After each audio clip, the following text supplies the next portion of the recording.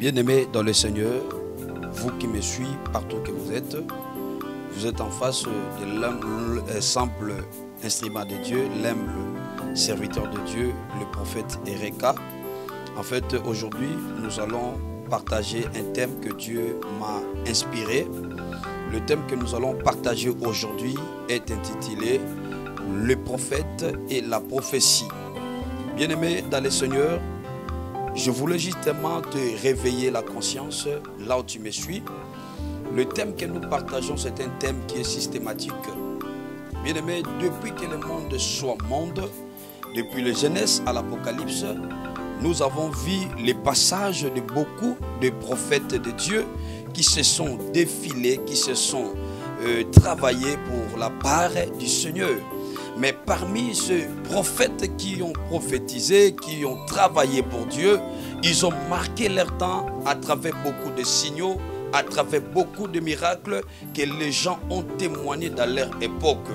Bien-aimés, dans le temps que nous traversons, dans les nouvelles alliances, dans les temps de dispensation du Saint-Esprit, et le même Esprit de Dieu, il agit dans la vie des prophètes pour l'édification de l'Église.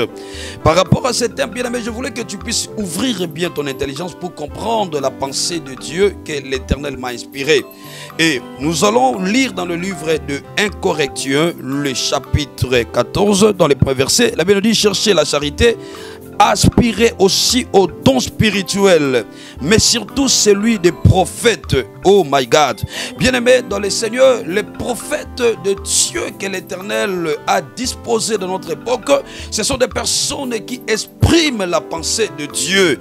Bien-aimés, c'est pour cela la Bible nous parle dans le livre le même 1 Corinthiens, le chapitre 12, dans le verset 28, et la Bible dit « Jésus-Christ a laissé son église premièrement aux apôtres, et secondement Dieu a laissé son église aux prophètes ainsi qu'aux docteurs, ainsi de suite. » C'est pour cela dans une église, nous avons besoin d'avoir les 5 ministères fonctionnent. C'est pour cela lorsque j'ai prié le Seigneur m'a beaucoup parlé de parler et ouvrir l'intelligence des enfants de Dieu concernant les prophètes et les prophéties. C'est pour cela, bien-aimé, dans le Seigneur, là où tu me suis, je veux que tu puisses comprendre ce que le Seigneur a inspiré à son serviteur, le prophète Ereka, là où tu me suis, bien-aimé.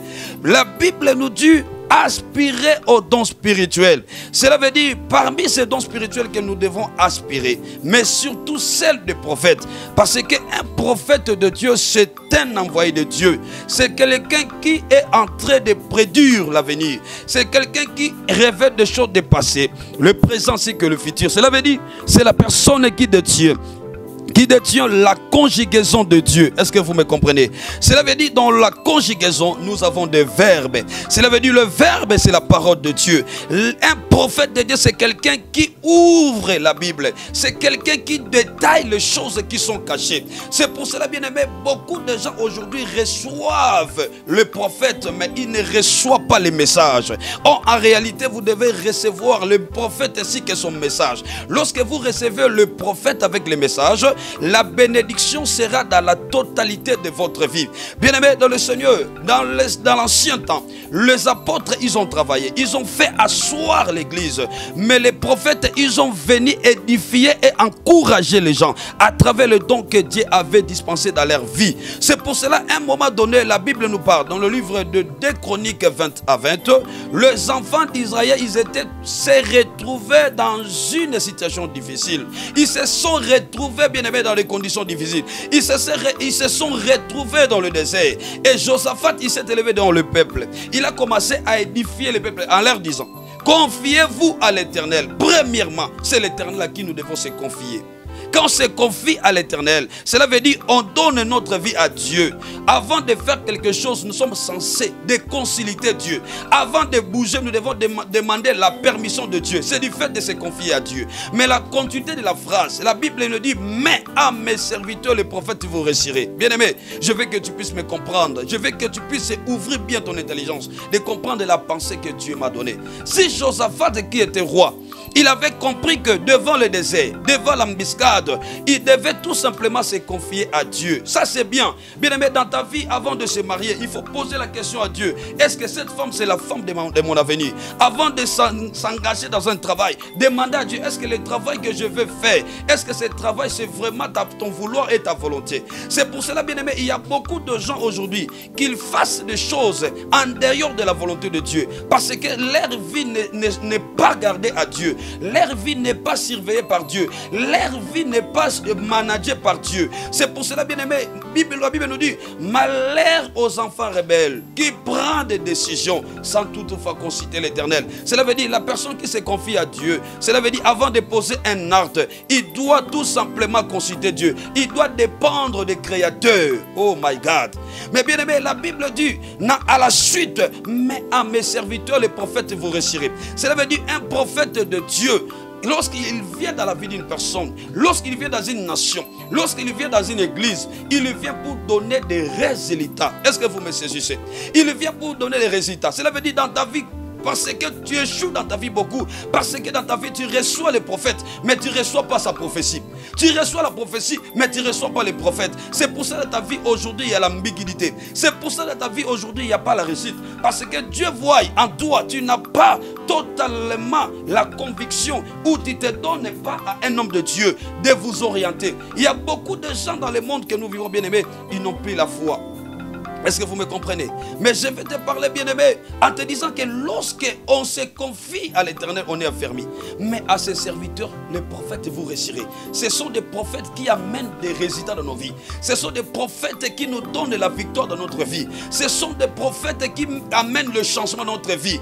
Bien-aimé, tu peux aussi ne pas se confier à Dieu. Mais lorsque tu te confies à l'homme de Dieu, tu te confies à un prophète de Dieu, bien-aimé, la réussite sera ton partage. C'est pour cela, lorsqu'on apprend dans une phrase, on emploie le mais. Cela veut dire la première proposition est annulée. C'est pour cela, même si je ne me confie pas à Dieu, mais si j'ai un prophète dans ma vie, bien aimé, ce prophète-là, s'il est un prophète de Dieu, c'est que tout ce que je ferai, je vais réussir. Bien aimé, je veux que tu me comprends. Combien de fois dans ta vie tu as reçu les hommes de Dieu? Ils ont donné une bonne prophétie qui est venant tout droit de Dieu. Mais tu as implanté des doutes dans toi. Tu n'as pas voulu croire à ces messages. C'est pour cela que tu changes les églises. C'est pour ça que tu changes de montagne. Aujourd'hui tu es à Manguégué, demain tu es à l'étendard. L'autre jour là tu es à n'importe quelle montagne tu peux monter. Il n'y a pas de résultat parce qu'en toi bien-aimé, tu n'as jamais se confié, tu n'as jamais cru à ce que les hommes de Dieu te disent. Oh bien-aimé, toi qui me suis, je te dis, bien-aimé, il n'y a pas une autre bénédiction qui peut venir de Dieu sans toutefois le Seigneur révèle ça à ses serviteurs. Dieu ne peut jamais faire quelque chose sans toutefois révéler à ses prophètes. C'est pour cela, bien-aimé, nous allons lire encore dans le livre tout simplement, livre de 2 Rois. 2 Rois, le chapitre 6, le verset 1 à 7. La Bible nous parle l'histoire, bien-aimé, d'Élisée. La Bible nous parle de l'histoire d'Élisée, bien aimé. Élisée, c'était un prophète de Dieu. C'était un prophète qui a beaucoup travaillé pour l'Éternel. 2 Rois, le chapitre 6. Nous allons lire avec vous ensemble. Le fils des prophètes dit à Élisée, voici le lieu que nous sommes assis devant toi est trop étroit pour nous. Allons jusqu'au Jourdain, nous prendrons là chacune une poutre et nous y ferons un lieu d'habitation. Élisée répondit, allez. Et l'un dit, consiste à venir avec 2 serviteurs. Il répondit, j'irai. Ils partirent donc avec eux. Arriva au Jourdain, ils lui coupèrent du bois. Et comme l'un d'eux abattait une poutre, le fer tomba dans l'eau. Il s'écria, ah, mon Seigneur, il était emprêté. L'homme de Dieu a dit, où est-il tombé? Il montra la place. Alors Élisée coupa un morceau de bois et jeta dans la même place et fit surnager le fer. Alléluia. Dieu est merveilleux, bien-aimé. Je vais réveiller ta conscience alors tu me suis, bien-aimé. Je vais tout simplement ajouter quelque chose dans ta foi. Bien-aimé, dans la vie, lorsque nous vivrons, bien-aimé, je te dis, le prophète, ce sont des personnes que Dieu a envoyées comme une bénédiction pour ta vie. Ce sont des gens que Dieu a envoyés une bénédiction pour une nation. Je parle à quelqu'un, là tu me suis, bien-aimé. Si tu as perdu la confiance aux hommes de Dieu, bien-aimé, je te dis, ce sont des hommes de Dieu qui sont les canaux de bénédiction pour le peuple de Dieu. Bien-aimé, les enfants, le fils du prophète, ils avaient compris que l'endroit que nous servons l'Éternel est tellement devenu petit. Mais nous devons élargir l'espace que nous travaillons pour l'Éternel. Nous devons élargir, nous devons faire grandir l'espace que nous servons pour l'Éternel. Bien aimé, ils avaient besoin qu'il y ait un homme de Dieu, qu'il y ait la présence des prophètes Élisée, pour que les prophètes les accompagnent jusqu'à l'endroit où ils devaient battre les poutres pour élargir l'espace de leur tente bien-aimée. Je voulais te dire une chose, pour que ta vie progresse, pour que tu puisses évoluer, pour que tu puisses faire de grandes choses, tu as besoin d'être accompagné par un prophète bien-aimé. Ces fils du prophète, ils connaissaient bien la prophétie. Ils maîtrisaient aussi la prophétie. Ils avaient le don à eux. Ils avaient la foi en eux. Mais ils avaient compris, nous ne pourrons pas aller faire un travail sans toutefois qu'il y ait la présence d'un prophète de Dieu. Si les enfants des prophètes, si les fils des prophètes, ils avaient abandonné les prophètes, ils ne pourraient pas prendre les solutions pendant qu'ils étaient en face d'une situation difficile. Mais ils ont pensé de faire la route avec un prophète. Le prophète, c'est un voyant. Le prophète, c'est quelqu'un qui donne des lignes. C'est quelqu'un qui oriente. C'est quelqu'un qui vient pour donner des résultats. C'est quelqu'un qui vient pour donner des solutions. Oh, dans ta vie, bien-aimé, tu ne crois plus au prophète. Lorsqu'on te donne une prophétie, tu as toujours l'intention de critiquer. La Bible me dit, ne rejetez pas les prophéties, mais il faut examiner. Lorsqu'on examine la prophétie, cela veut dire que nous devons bénéficier de ce qui est positif, bien-aimé. Mais il y a beaucoup de gens qui n'ont plus encore la foi, qui n'ont plus la considération aux hommes de Dieu. Mais bien-aimé, malgré il y a de faux, il y a toujours de vrais. Malgré il y a des gens qui touchent n'importe quelle chose, mais si il y a des gens qui sont restés dynamiques avec Dieu. Dieu a mis des dons dans la vie des gens pour que ça puisse servir pour le peuple. Mais il y a beaucoup de gens qui n'ont plus la considération aux hommes de Dieu. Bien aimé, si dans ta vie, tu avais critiqué un homme de Dieu, si dans ta vie, tu n'as pris encore la considération aux hommes de Dieu, si tu n'as pas la confiance aux hommes de Dieu, bien aimé, je t'exhorte là où tu me suis, retourne encore dans les chemins de Dieu, retourne encore dans la considération, parce que les hommes de Dieu sont des canaux de bénédiction, que Dieu a disposé dans ta vie pour qu'ils soient une bénédiction pour toi. Et les fils des prophètes, ils ont accompagné, les prophètes ont accompagné les fils des prophètes pour aller battre les poutres, pour construire les temples. En allant, bien aimé, en faisant les chemins faisant, ils se sont retrouvés dans une situation difficile. Et les poutres qui devaient abattre avec l'instrument qu'ils utilisaient, la Bible nous dit tout simplement qu'il y avait un problème qui était arrivé. Il y avait un problème qui était arrivé. Bien aimé, ils avaient emprunté, Seigneur bien-aimé, l'instrument du travail. Ils avaient emprunté cela. La Bible dit comme l'un d'eux abattait une poutre, le fer est tombé dans l'eau. Oh my God.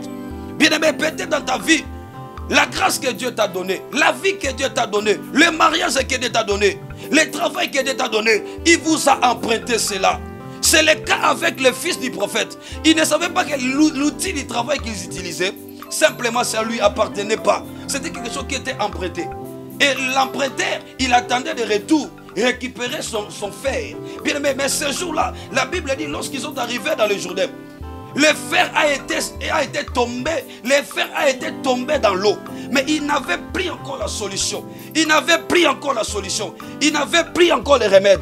Il n'avait pris encore les remèdes. Mais bien aimé, comme il y avait la présence de l'homme de Dieu, la solution a été possible.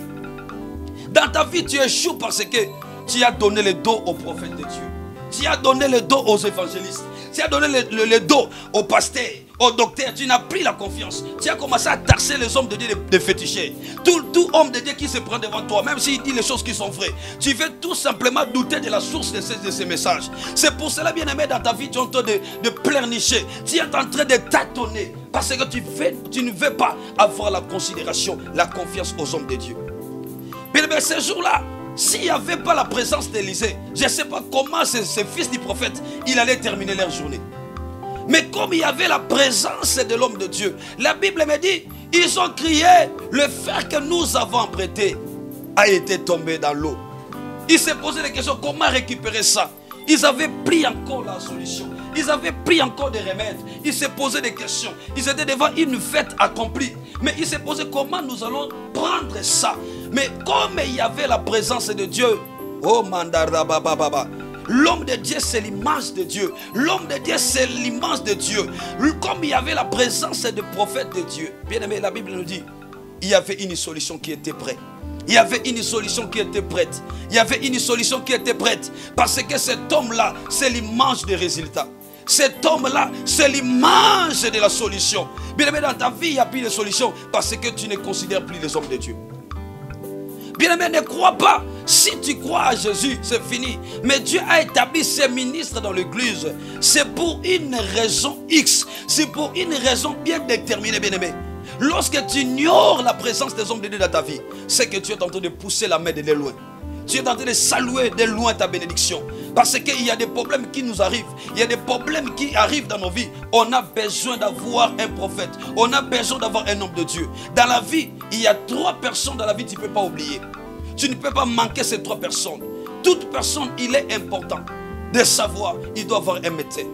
Toute personne, il doit savoir, c'est évident, tu dois avoir un avocat. Toute personne, c'est évident, tu dois avoir un prophète dans ta vie. Si tu as des problèmes spirituels, c'est un homme de Dieu, c'est un prophète de Dieu qui te donnera des résultats. Si tu as des problèmes que tu vois, c'est physique, ou tu veux avoir des conseils médicaux, bien aimé, tu dois avoir un médecin.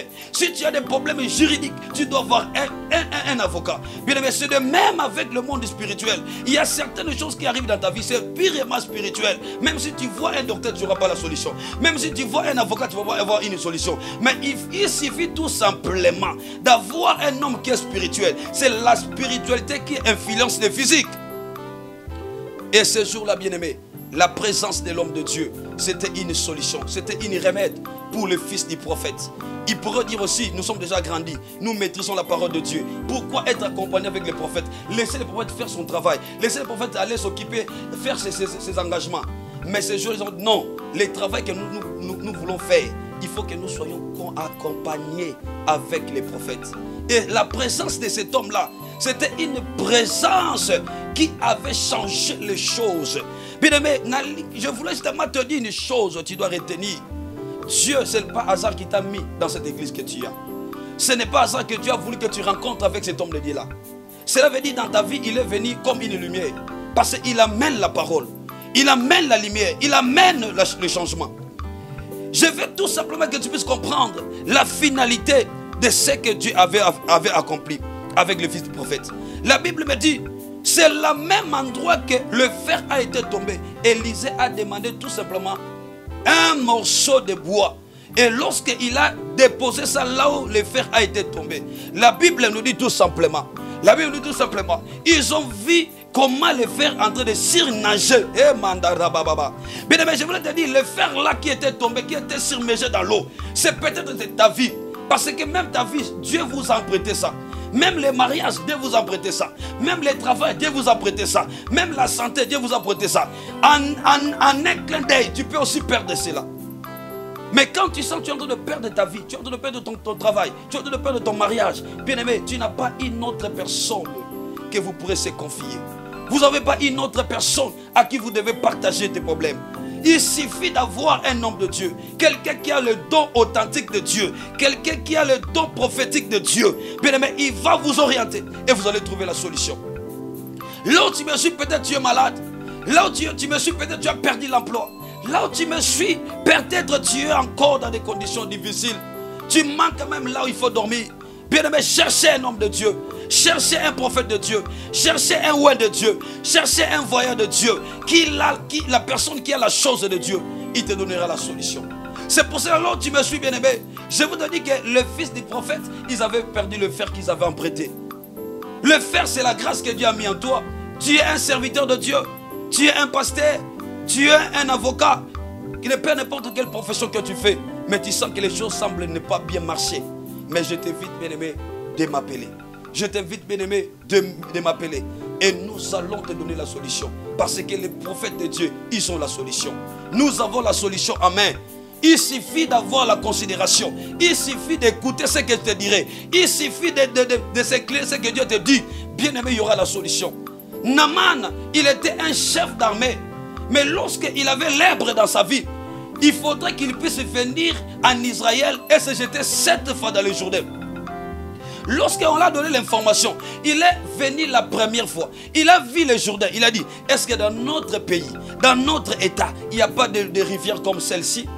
Pourquoi seulement je dois me jeter 7 fois dans cette rivière? Non, ça ne peut pas se faire. Il s'est retourné dans son ville. Il s'est retourné dans son pays. Mais lorsqu'il s'est retourné, le problème est resté toujours dans sa vie. Et c'est le problème avec lui, c'était quoi? Qu'il devait obéir simplement à l'ordre que l'homme de Dieu lui a donné, le prophète Élisée. Et lorsque sa maladie persistait encore, on l'a dit, il faut obéir à ce que le prophète a dit. Bien aimé, il y a beaucoup de gens qui ont l'incrédulité. Il y a beaucoup de gens, lorsqu'on leur donne une directive, ils n'arrivent pas à obéir à ça. Ils regardent le prix qu'ils doivent payer. Bien aimé, le problème avec toi, tu dois avoir tout simplement la considération. Et la Bible nous dit, bien aimé, lorsque le général Naaman avait obéi aux directives qui a été données par le prophète Élisée, et ce jour-là, il avait subi, il avait vécu la guérison authentique. Ta maladie, tu as besoin seulement de Dieu. Tes difficultés, tu as besoin de Dieu. Tes problèmes, tu as besoin de Dieu. Enlève l'incrédulité. Retourne encore dans la parole de Dieu. Les gens qui ont le message authentique de Dieu. Et ta maladie aura une guérison. Et le même avec le prophète Élisée. La Bible nous parle dans le livre beaucoup plus de 2 Rois 5. Il y avait la famine en Israël. Il y avait la souffrance en Israël. Bien aimé, lorsqu'il disait au chef de l'armée que ce soir le Seigneur va faire quelque chose, la nourriture sera dans ce pays. Et le général répondait au roi. Il répondait au prophète en lui disant tout simplement, même si Dieu a ouvert les fenêtres du ciel, c'est là, c'est impossible que ça soit fait. Et le prophète a répondu à cet homme, tu vas voir ça mais tu ne vas pas en bénéficier. Est-ce que vous me comprenez? Il suffit tout simplement la considération et tu vas témoigner. Je vous bénis au nom du Seigneur. Le Seigneur vous bénisse, c'est le prophète Erika qui était en face de vous. Je vous donne mon numéro 081 86 19 786. C'est mon numéro. Appelez tous les problèmes que vous en avez, toutes les préoccupations avec l'aide du Seigneur. Vous allez témoigner. Que le Seigneur vous bénisse.